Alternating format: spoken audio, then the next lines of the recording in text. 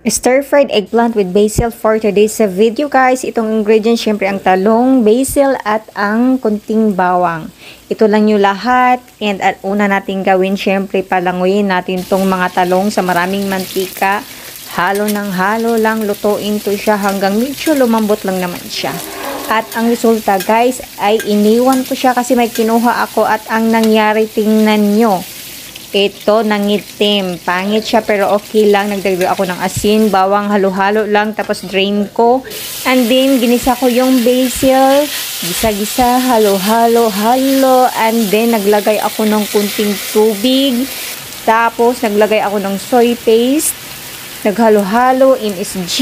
Ihalo-halo na naman. Hanggang sa lutuin dito mga 1 minute. And then, medyo konti na lang yung tubig. Pwede na yan. At ready to serve na guys. At ito na yun. Sobrang sarap nito, promise. Maramis na miss. Thank